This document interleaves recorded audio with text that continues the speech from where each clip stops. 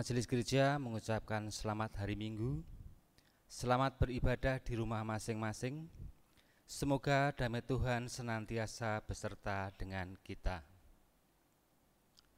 Perkenankan kami Majelis Gereja mengingatkan dan menghimbau kepada Bapak, Ibu, serta saudara-saudara untuk menjaga kesehatan dengan tetap mematuhi protokol kesehatan, seperti memakai masker jika keluar rumah, menjaga jarak dan menjaga kontak fisik dengan orang lain, serta sering mencuci tangan dengan sabun dan air yang mengalir.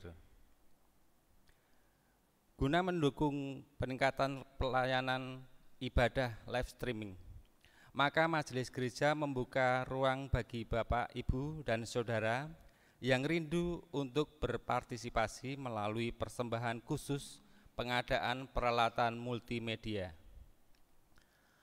Apabila Bapak, Ibu, Saudara menghendaki dukungan dalam bentuk peralatan, dapat menghubungi Bapak Pendeta Kriswoyo selaku koordinator bidang ibadah, dengan tujuan peralatan yang Bapak, Ibu, dan Saudara berikan sesuai dengan kebutuhan. Atas perhatian dan dukungan Bapak, Ibu, Saudara, Majelis Gereja mengucapkan terima kasih. Untuk informasi kemajelisan, persembahan, dan lainnya dapat dibaca dalam buletin warta gereja. Demikian beberapa hal yang kami sampaikan. Atas perhatian Bapak, Ibu, dan Saudara sekalian, kami ucapkan terima kasih. Marilah kita masuk dalam ibadah saat ini. Dan dengan bangkit berdiri kita nyanyikan Kidung Jemaat 10 bait yang pertama.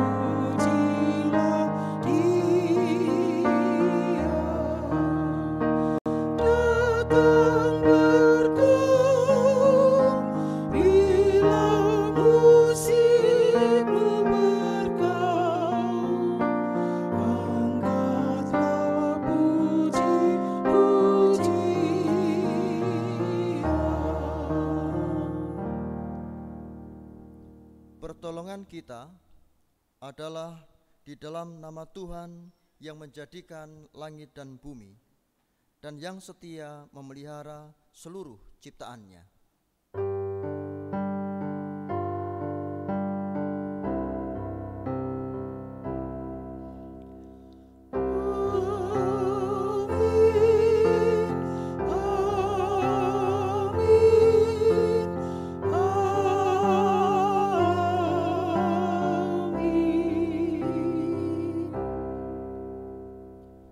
Kasih karunia dan damai sejahtera dari Tuhan Yesus kiranya ada pada saudara sekalian. Amin. Jemaat dipersilahkan duduk kembali.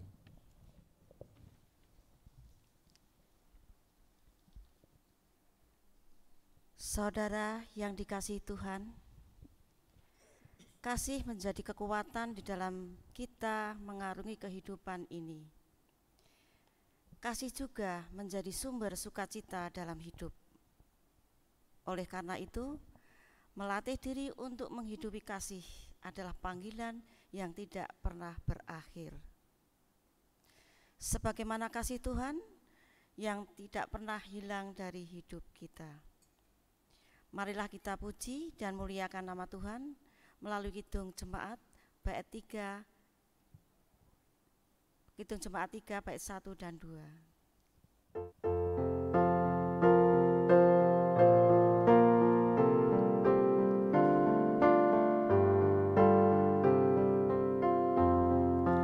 Kami puji dengan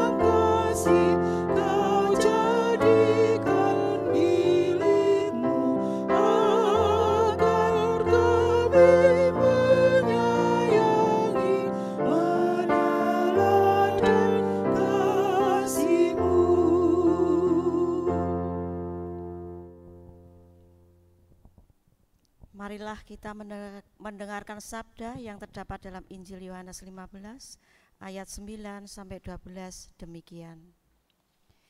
Seperti Bapa telah mengasihi aku, demikianlah juga aku telah mengasihi kamu. Tinggallah di dalam kasihku itu. Jikalau kamu menuruti kasihku, kamu akan tinggal di dalam kasihku, serta aku menuruti perintah Bapakku dan tinggal di dalam kasih-Nya. Semuanya itu kukatakan kepadamu, supaya sukacitaku ada di dalam kamu dan sukacitamu menjadi penuh. Inilah perintahku, yaitu supaya kamu saling mengasihi seperti aku telah mengasihi kamu. Saudara-saudara yang terkasih, berhadapan dengan sabda kasih ini nyata sekali pelanggaran dan dosa kita. Karena dalam hidup sehari-hari ternyata kita masih belum dapat mengasihi sebagaimana Tuhan mengasihi kita. Oleh karena itu, marilah kita datang kepada Tuhan, menyesali segala pelanggaran dan dosa kita, dan memohon belas kasihan-Nya melalui nyanyian penyesalan dari Kidung Jemaat 27 bait pertama dan 2.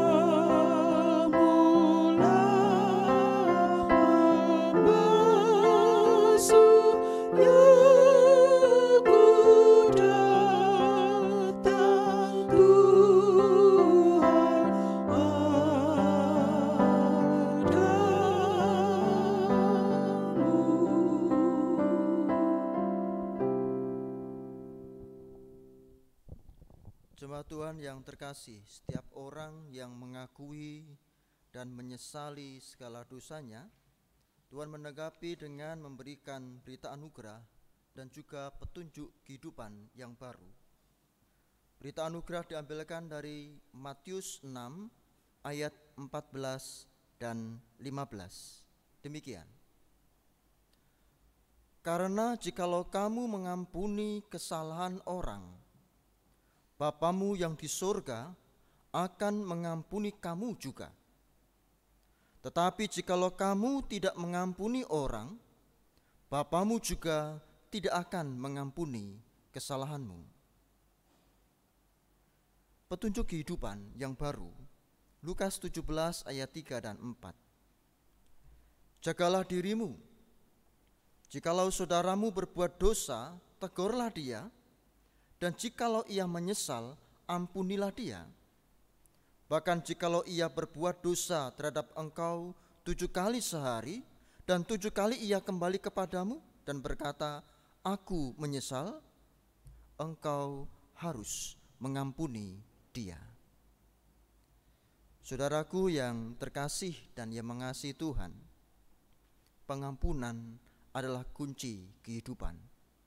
Karena sesungguhnya Tuhan telah mengampuni dosa kita, maka sudah selayaknya kita juga mengampuni orang lain. Amin.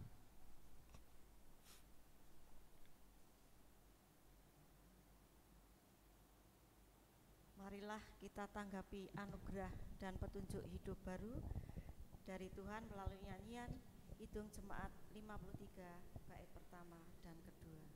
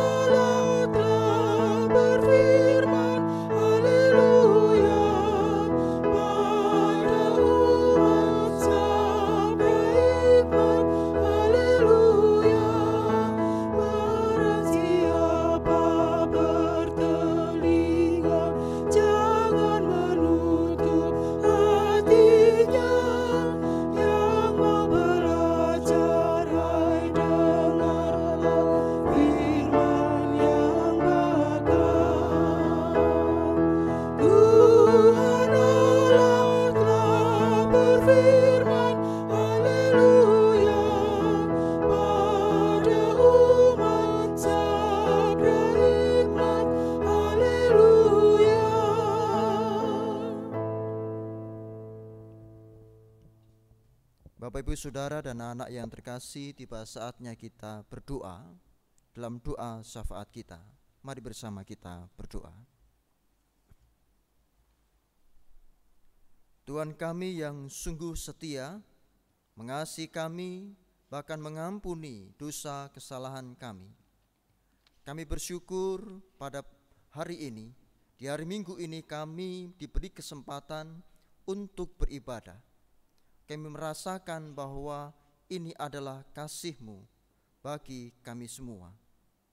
Kiranya Tuhan dalam ibadah kami ini yang senantiasa kami hayati dalam relung hati kami, kiranya Tuhan sucikan sehingga ibadah kami ini memiliki fungsi yang baik. Meskipun di masa pandemi ini kami tidak bisa berkumpul bersatu bersama dalam satu gedung gereja, namun saat ini kami berkumpul bersama satu jiwa di rumah kami masing-masing dan Kristus hadir bersama dengan kami. Terpuji nama-Mu, ya Allah. Dan kami berdoa secara khusus untuk dunia ini di masa pandemi COVID-19. Tuhan tahu apa yang kami rasakan bersama. Tuhan mengerti apa yang menjadi pergumulan kami menghadapi COVID-19 ini. Kiranya kami diberikan kekuatan, kiranya kami disiplin, dan kami dimampukan untuk melalui ini semua di dalam tangan kasih-Mu. Bahkan secara khusus untuk Indonesia, tolong Tuhan, berkati pemerintah, berkati pihak-pihak medis, berkati masyarakat, kami semua dimampukan melalui COVID-19 ini, dan kami tetap sehat, kami tetap merasakan kasih-Mu. Bahkan lebih khusus lagi untuk umat-Mu, GKJ Bino Martani, dalam segenap pergumulan kehidupan kami, ya Tuhan, pimpin dan bimbinglah kami, ya Allah. Berkati majelis gereja yang di dalamnya ada pendeta, penetua, dan diaken. Ajari kami semua bekerja sama dengan baik, bersama pula dengan komisi-komisi yang ada dan jemaatnya.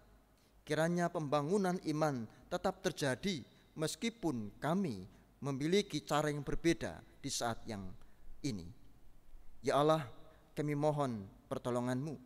Lebih-lebih untuk keluarga kami masing-masing, ya Tuhan. dalam setiap pergumulan kami, anak-anak kami di tengah pendidikan, banyak saudara kami yang sedang mencari pekerjaan, juga ada banyak pergumulan kehidupan di masa pandemi ini. Kami serahkan kepadamu, kiranya Roh Kudus-Mu hadir, memberikan kekuatan bagi kami semua, dan kami tetap menjadi pribadi-pribadi milik Kristus yang dimampukan meskipun berada di tengah kehidupan penuh pencobaan. Kami memohon kepadamu, dan biarkanlah Roh Kudus-Mu bersama-sama dengan kami dimampukan untuk melanjutkan kehidupan kami ini bersama dengan Tuhan. Kami bersyukur di dalam nama kudus-Mu, Tuhan Yesus Kristus. Amin.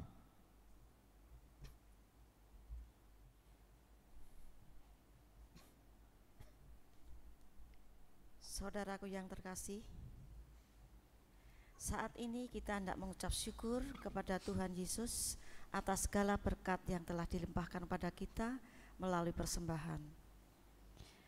Adapun sabda mendasari persembahan kita diambil dari Kolose 3 ayat 17 demikian. Dan segala sesuatu yang kamu lakukan dengan perkataan atau perbuatan, lakukanlah semuanya itu dalam nama Tuhan Yesus, sambil mengucap syukur oleh Dia kepada Allah Bapa kita. Bersamaan dengan mengaturkan persembahan, kita bernyanyi dari Kidung Jemaat 337 bait pertama dan ketiga.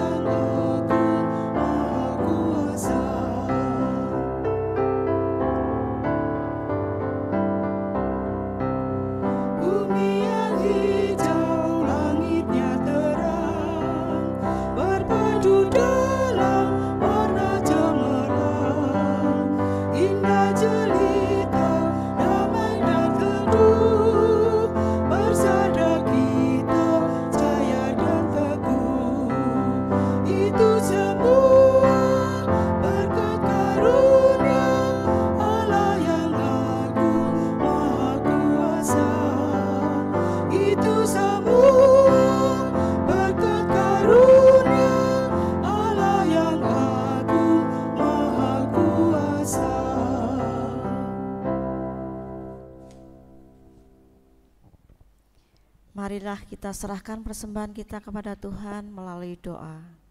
Kita berdoa. Tuhan yang Maha Kasih, kami bersyukur jika dalam ibadah ini Tuhan memberi kemampuan kepada kami untuk mengaturkan persembahan sebagai tanda syukur kami. Kiranya persembahan kami ini Tuhan berkati sehingga dapat menjadi alat menghadirkan damai sejahtera di bumi. Apabila di dalam kami mengaturkan persembahan terselip kesalahan dan dosa, kami mohon pengampunan. Jika sebentar lagi kami hendak merenungkan firman-Mu, kami juga memohon berkat, sehingga firman yang kami renungkan dapat kami praktekkan dalam hidup sehari-hari. Dalam Kristus kami berdoa. Amin.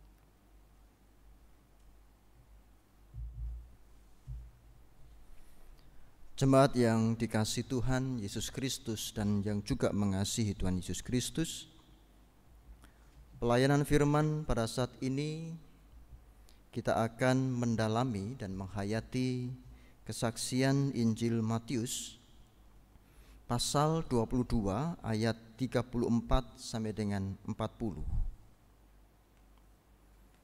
Matius 22 ayat 34 sampai dengan 40. hukum yang terutama. Ketika orang-orang Farisi mendengar bahwa Yesus telah membuat orang-orang Saduki itu bungkam, berkumpullah mereka, dan seorang dari mereka, seorang ahli Taurat, bertanya untuk mencobai dia, "Guru, hukum manakah yang terutama dalam hukum Taurat?"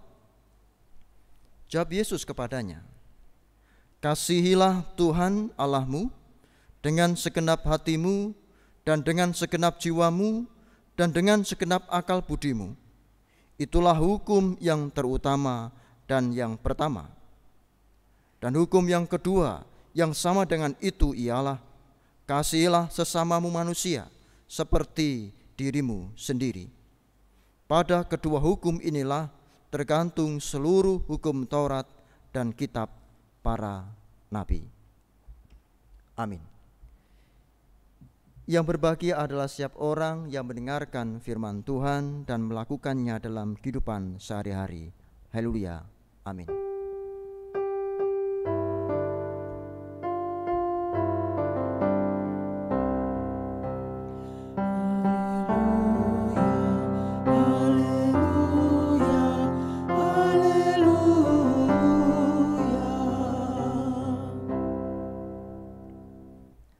Selamat hari Minggu Bapak Ibu Saudara dan anak yang terkasih. Ini adalah minggu terakhir di bulan Oktober, dan yang kebetulan untuk GKJ maupun GKI Jateng merayakan bulan ini sebagai bulan keluarga.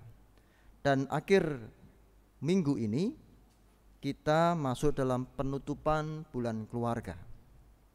Meskipun gereja-gereja tidak bisa membuat kegiatan yang heboh seperti sebelum-sebelumnya akibat pandemi, namun tidak mengurangi penghayatan dalam sebuah bulan keluarga.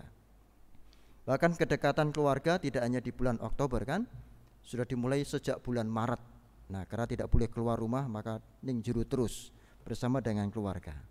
Nah, tema kita saat ini adalah berlatih mencinta. Tentu yang dimaksud mencinta bukan seperti cintanya anak-anak SMA atau cinta monyet, tetapi ini lebih ke dalam cinta di dalam keluarga, berlatih mencinta. Baik, kita memulai ini semua dengan sebuah pertanyaan. Bagaimanakah kebiasaan orang ketika berjumpa dengan orang lain? Bagaimanakah orang memperlakukan orang lain? Kalau kita melihat kondisi kehidupan kita secara nyata, Bapak Ibu Saudara terkasih, kebanyakan orang lebih suka, lebih gampang mencari salahnya orang lain ketimbang mencari salahnya diri sendiri.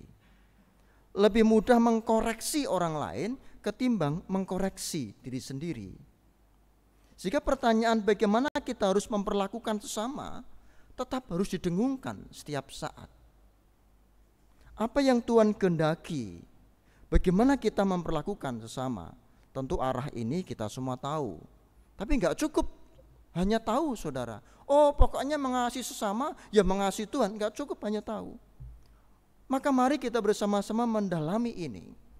Bukankah kehidupan relasi kita dengan sesama semakin dingin, saudara? Dunia semakin dingin bagi sesama.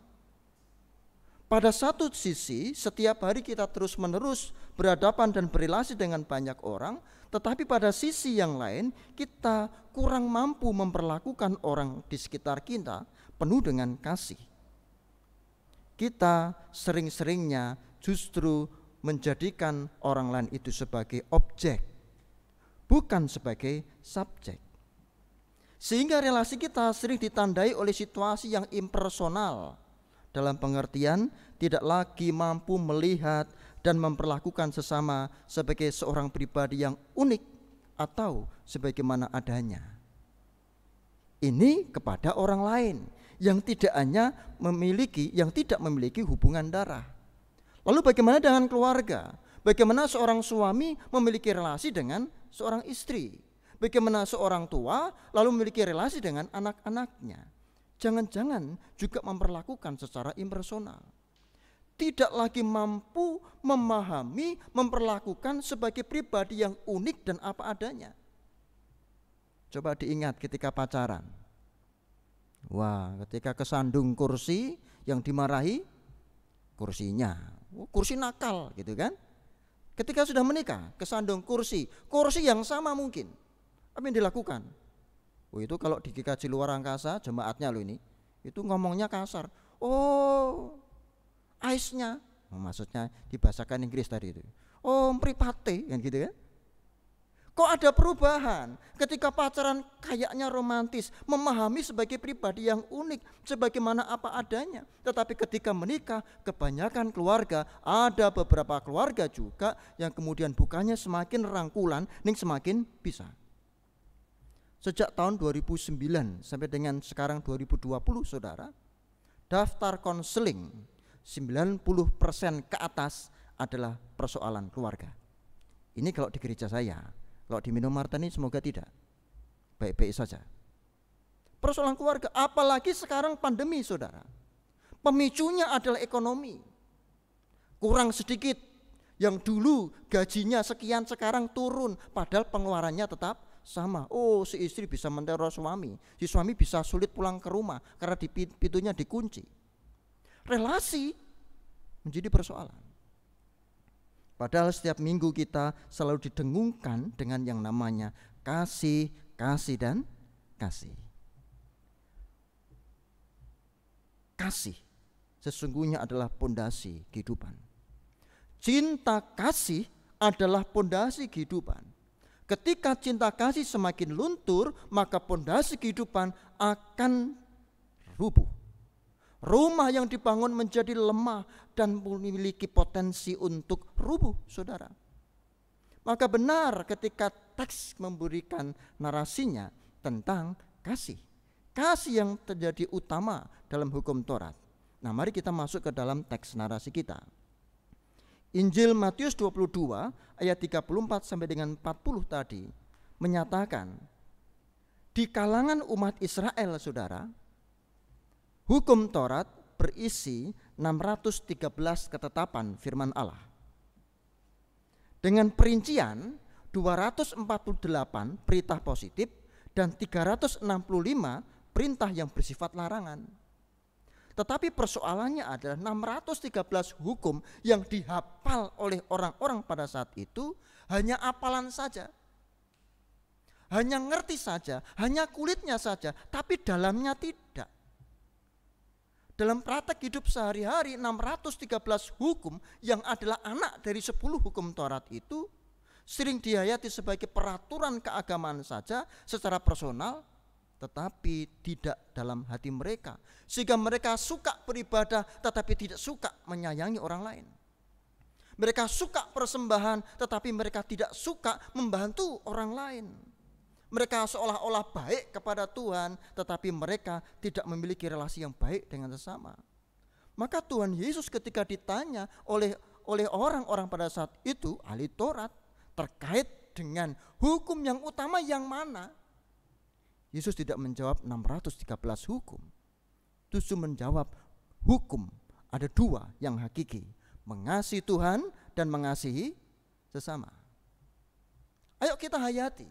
Apakah ini sudah benar-benar kita hayati dalam kehidupan kita? Kehidupan kita berarti harus dimulai dari yang terkecil, komunitas terkecil. Apa itu? Keluarga. Mengasihi sesama berarti mengasihi Tuhan. Eloknya adalah ada banyak bagian dari kita, agama-agama di Indonesia yang suka menyerukan nama Tuhan tetapi menghancurkan saudaranya. Kristen begitu? Jangan sampai ya, GKJ Minomartani begitu. Oh, di dalam nama Tuhan Yesus Kristus, cubit temannya gitu. Oh, di dalam nama Tuhan Yesus, oh ini nanti ada begini, dalam firman-Nya mengatakan begini, lalu hajar istrinya begitu. Sering toh kalau di GKJ luar angkasa mengatakan bahwa hei istri-istri tunduklah pada suamimu. Oh, lalu kemudian nyuruh istri-istrinya tunduk pada suaminya. Padahal itu baru koma loh saudara. Kalau diteruskan ayat itu, hai suami-suami, kasihilah istrimu seperti Kristus mengasihi umatnya. Loh, istri mana yang tidak menghormati suaminya ketika suaminya mengasihi istrinya tulus seperti Kristus yang rela mengorbankan dirinya demi umat?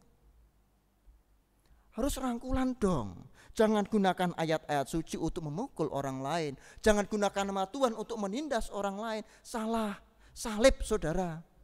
Nah, dilerak ketok ya. Ada yang begini, ada yang begini. Ini bukan soal ada jimnya. Ini adalah ke atas tentang Tuhan, relasi yang baik dengan Tuhan, maka harus berrelasi yang baik dengan sesama. Maka kita harus berlatih mencinta. Tidak ada pilihan lain, kita harus berlatih mencinta. Dan berlatih mencinta harus dimulai dari keluarga. Dan cinta sejati hanya ada di dalam keluarga, karena di dalam keluarga mampu memaafkan yang tak termaafkan. Kalau pacaran saudara, cinta begitu jengkel, udah putus saja, gampang. Tapi kalau dalam pernikahan, maka perhatikan segitiga emas. Suami, istri, Tuhan. Kalau Anda ingin dekat dengan suami dan istri, maka Anda harus dekat dengan Tuhan. Kalau ada anak, bikin satu garis lagi di sana. Bangunannya tidak 2 dimensi menjadi 3 dimensi.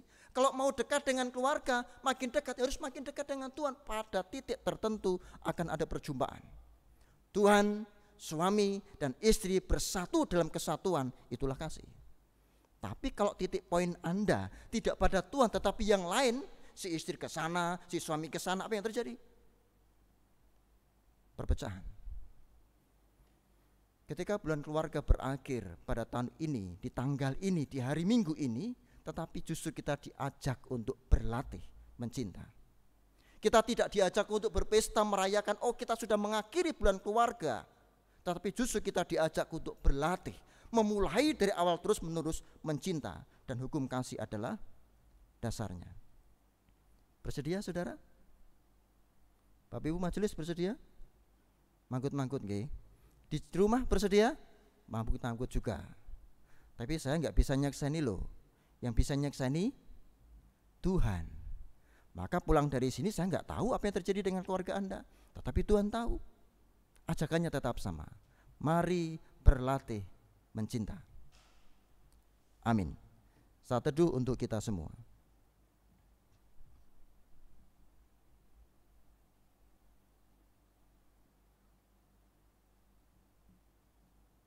Mari bersatu di dalam doa.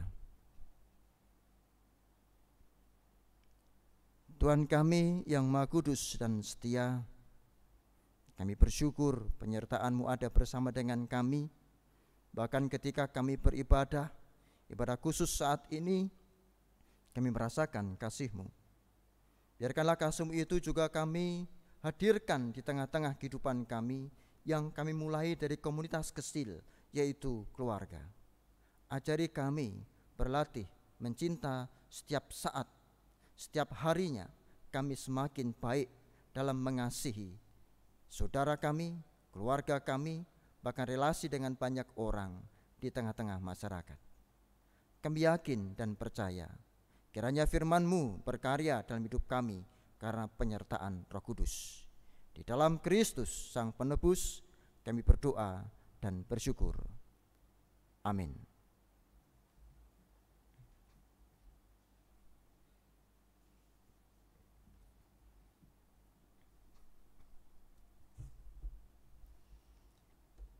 Marilah kita tanggapi firman Tuhan yang telah kita terima hari ini dan terus memohon agar Roh Kudus memampukan kita untuk melatih diri melakukan kasih dalam hidup sehari-hari.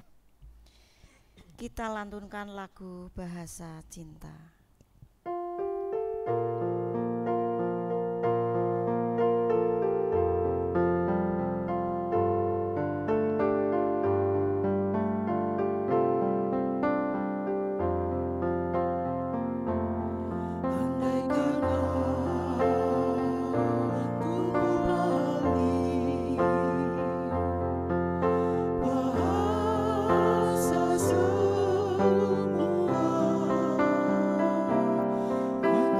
Semua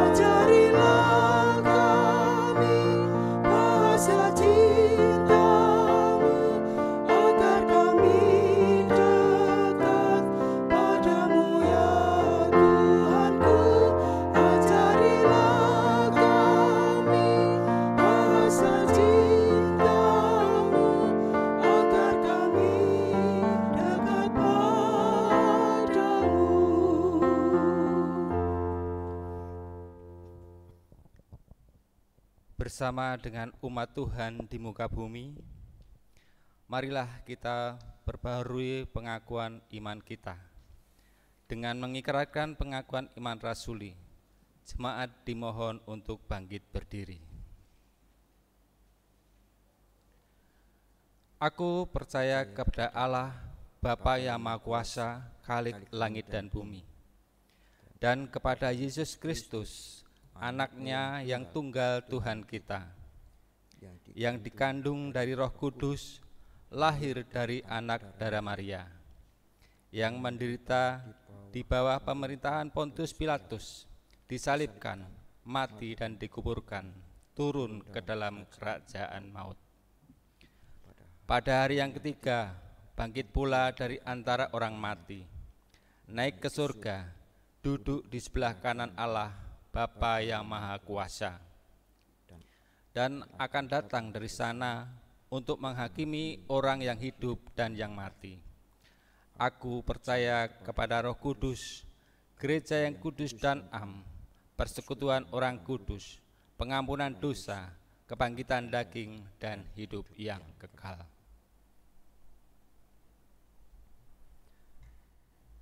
Bapak, Ibu, Saudara, anak-anak yang terkasih, kembalilah dalam kehidupan sehari-hari dan terimalah berkat dari Tuhan.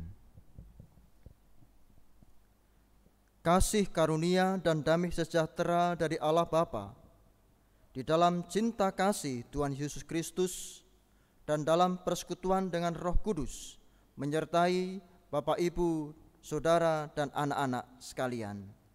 Amin.